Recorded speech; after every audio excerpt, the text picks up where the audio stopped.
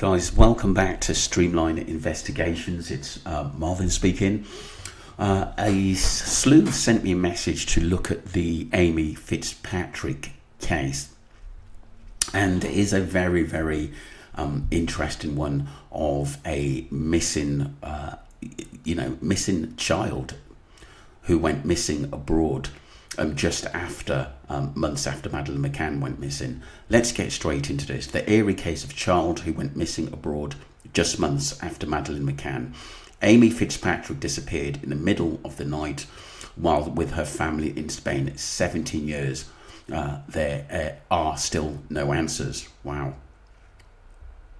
Amy Fitzpatrick from Dublin, Ireland, 15, went missing in Midjaz, Costa del Sol. On a chilly New Year's night in 2007, Amy Fitzpatrick spent the night at her friend's house. Then 15 chatty redhead, originally from Dublin, was living in Midjaz, Spain, with her mother Audrey and stepfather Days and brother Dean. At midnight, she phoned her mother to wish her a happy new year. Little did Audrey know this was the last time she'd ever speak to her daughter. After spending the night at Ashley's house, where she had been babysitting Ashley's younger brother, Amy headed home the next day. It is thought that she embarked on the 20-minute walk home via a dirt track in the heart of this Costa del Sol at 10 p.m. However, Amy never made it home. The ensuing search involved more than 200 police officers, but 17 years later, Amy still hasn't been found, with her parents still searching for answers today. Some believe that the investigations was hindered by a lack of resources or coordination between authorities in Spain and Ireland. And to this day, not one person has ever been arrested or formally interviewed in relation to Amy's disappearance. Very odd. Apart from the initial investigations and search for Amy, which lasted a couple of weeks, the investigation stalled and Spanish authorities listed her as a missing person. Amy Fitzpatrick from Dublin, Ireland, who was just 15 years old at the time, went missing in Midjaz near Fuengirola on the Costa del Sol in 2008, when she had been living with her mother Audrey, stepfather Dave Mahon and brother Dean. Horrible, really, really not good. Andre Fitzpatrick, mother of missing teenager Amy Fitzpatrick, and her husband David Mahon in 2008. Wow. It has been 70 years since Amy disappeared, and the pain feels just as raw yet as it did that day. Her father, Christopher Fitzpatrick, told the Sunday World, "Our hearts are shattered, our lives forever changed, and the ache of not knowing where she is or what happened to her is unbearable."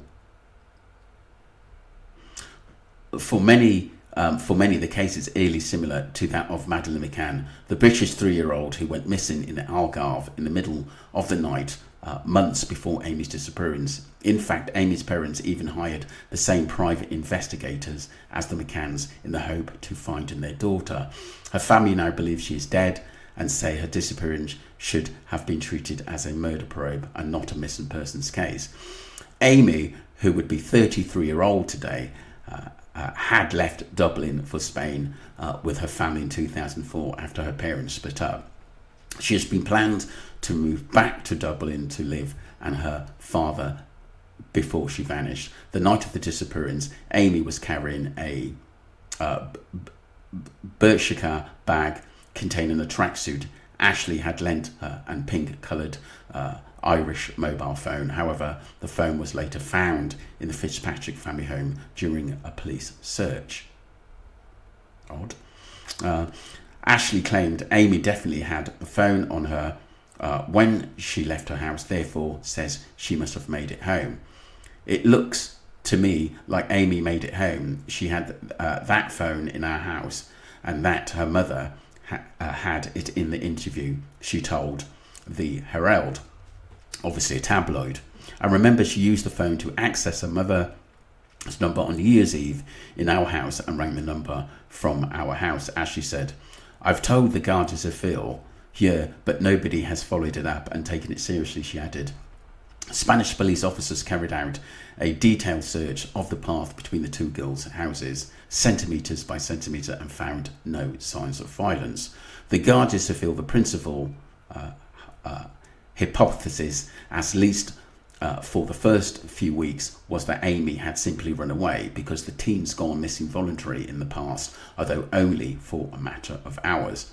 At one point, the police issued an alert about a white Ford Fiesta or British plates which belonged to one of Amy's friends, a 34-year-old Irishman who used to fix her computer. Wow, for her. The vehicle was stolen around the same time that she went missing, but this line of investigations that Amy had run away came to nothing. Amy's disappearance did not get the same level of international media attention as other cases. Some believe the investigations was hindered by lack of resources or coordination between authorities in Spain and Ireland. Speaking in 2008, Audrey, who did not officially report her daughter missing until January the 3rd, recalled, "The phone call was the last I heard from her. She said, 'Happy New Year, I love you, and I'll see you tomorrow.' I think about her all the time, but you can't let yourself think what might have happened because if you do, the thoughts that come into your head will drive you mad." I agree. There's so many cases like this where there's not many avenues to go down, but it's odd about the phone being found back at the family home. It's really strange. If you have a death in the family, eventually it gets easier, but every morning I wake up, it's like a death every day, and that's what you have to live through. It doesn't get easier. Wow. There has reportedly been tension in the Fitzpatrick home before Amy's disappearance. Audrey and Amy had been due to travel back to Ireland for Christmas that year, but had to stay in Spain because her brother Dean had got in trouble, according to Audrey. Audrey said her daughter had thrown a little hissy fit and been unable to go home, but she got over it so well. The division between Amy's estranged parents worsened after it was reported that her father, Christopher, learned of her disappearance through social media 7 days after it happened.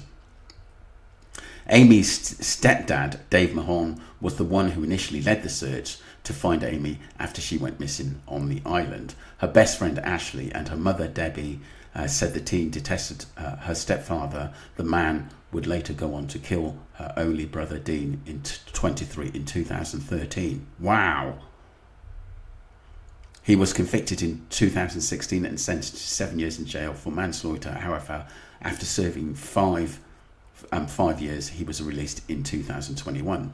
Dave claimed he tabbed Amy's brother by mistake after claiming the young man ran into a knife he was holding inside his pocket following a row over a water bottle. Sounds like they didn't really get on. He reunited with his wife Audrey, the mother of Dean, and Amy, who stood by him after he killed her son. The pair have started a new life in the west of Ireland and are living together in Carrick-on-Shannon, Co. Litteram. A senior investigator working on Amy's case revealed that they were interested in Dean's tragic death. Amy and Dean's father claimed his son planned to come forward with new information on Amy's case before he was tapped to death. It emerges 23-year-old was planned to go to Gardaí for vital information which he hoped would catch Amy's killer.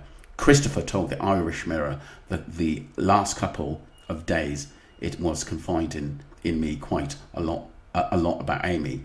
Before that, he never said much, but he was coming around and talking a lot about it.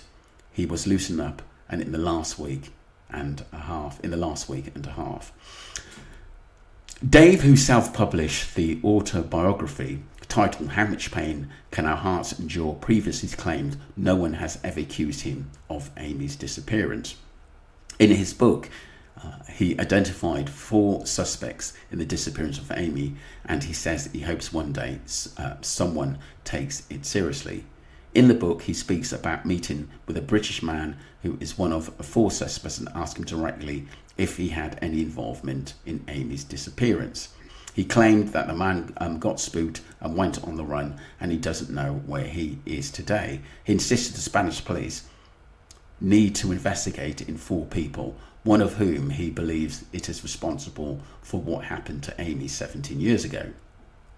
Dave pictured was convicted of killing Amy's brother Dean after they had a row in the summer of 2013.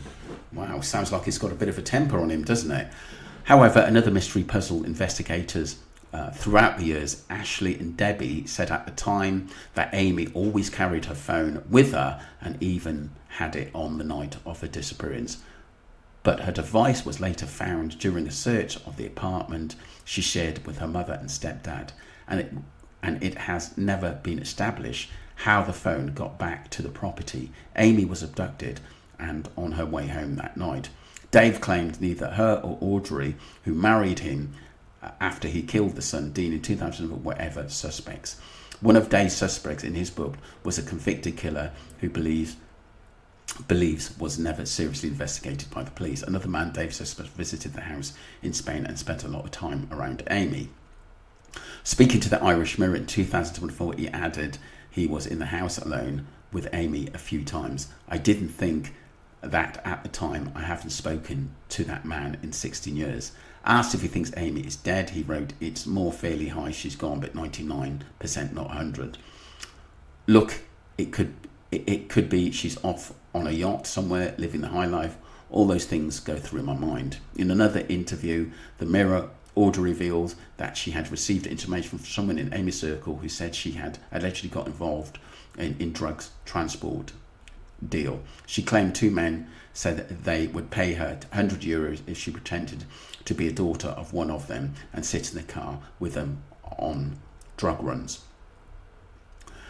Audrey said these were bad men. These men were in their 40s and 50s. She sat in and got paid for just being there in the car. I didn't know anything about this. It was just told she would sit in front of the car like somebody's daughter.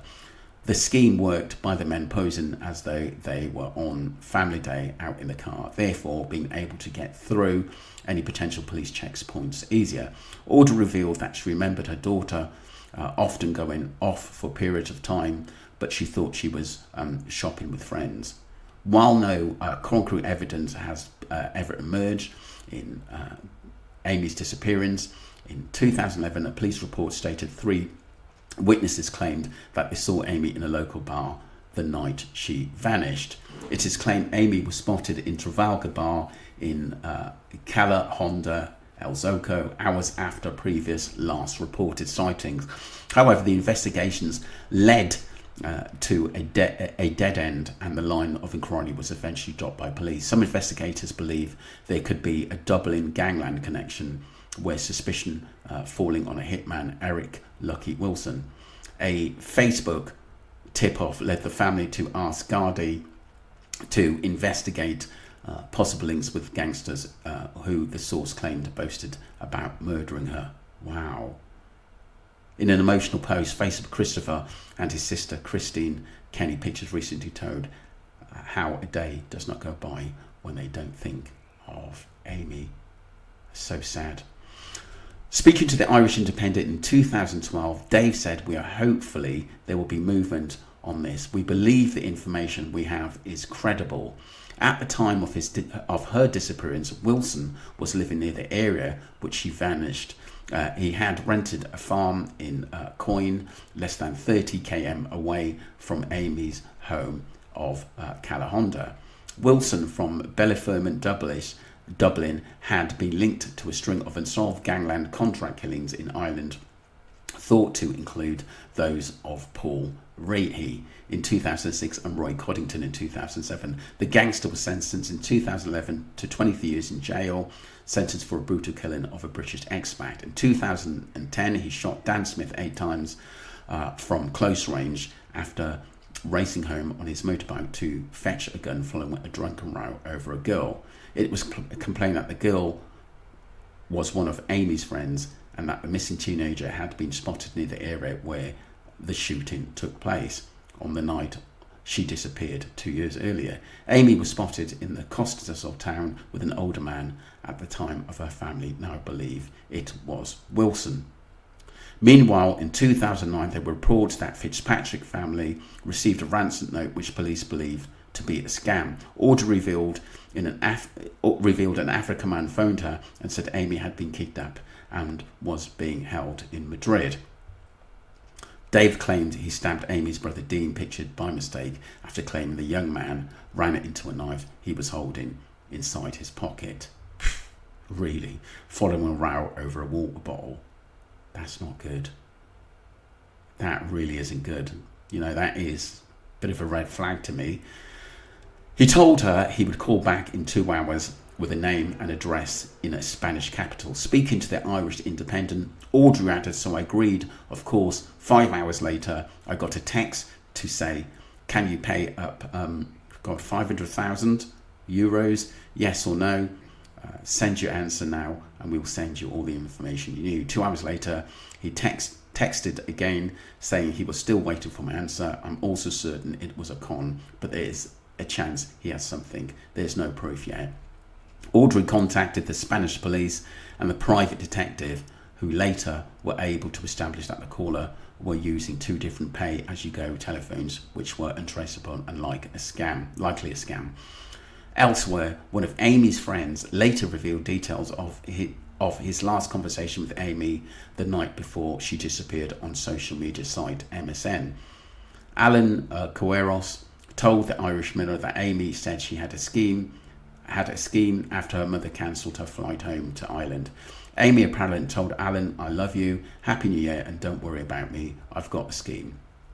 Audrey was shocked to hear the information for the first time, especially 15 years after the daughter's disappearance. In another strange twist in the case, 8 months after Amy's disappearance, Dave reported the burglars smashed their way into their Spanish home and stole items from Amy's room, including an Audrey's laptop, which she'd been using in search for Amy, has missing person posters, designs on it.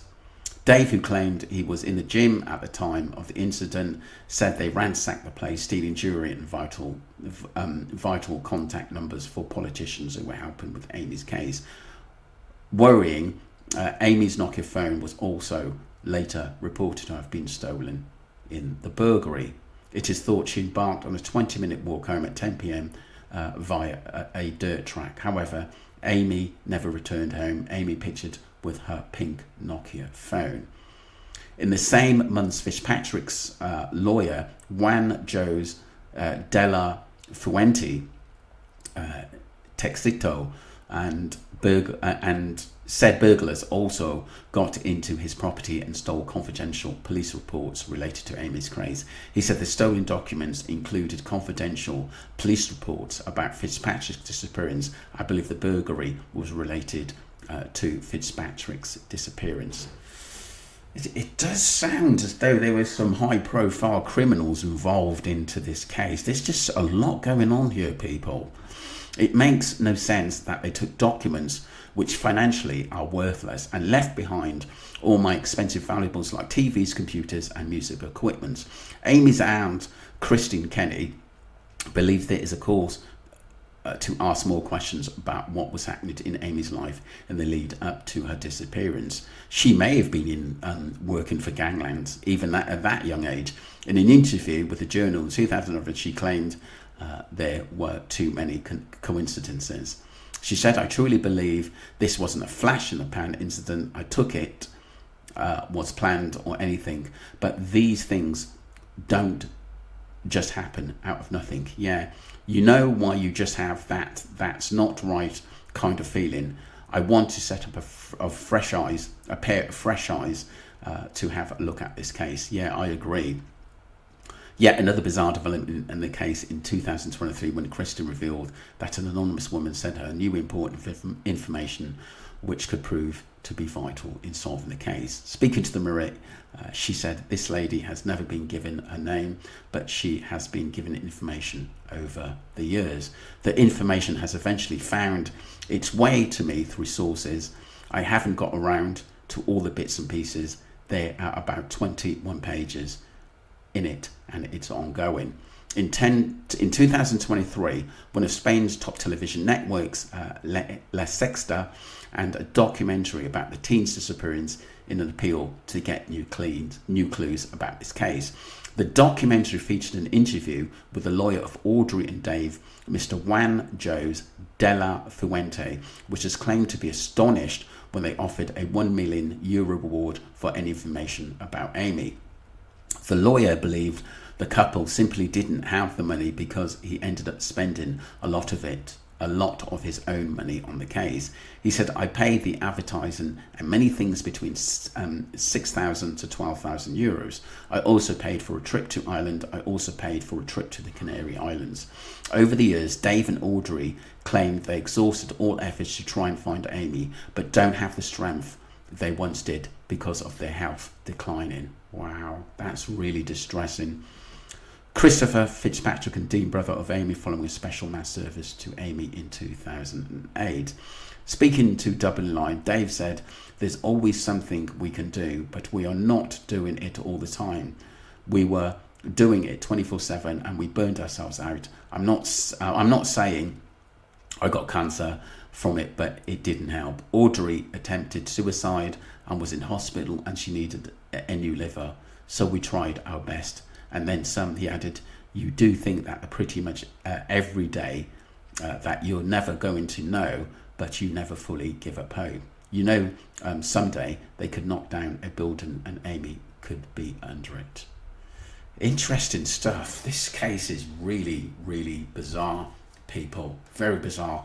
There are a lot of questions. I mean, did Amy have something to do with the underworld? Why was her parents' place robbed for information? That's really, really odd.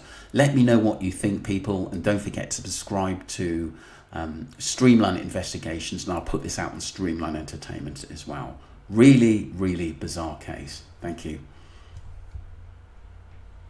What I'll do as well, I will follow up with someone who covered this on a video as well, so people can have a second look through a video, people. Thank you.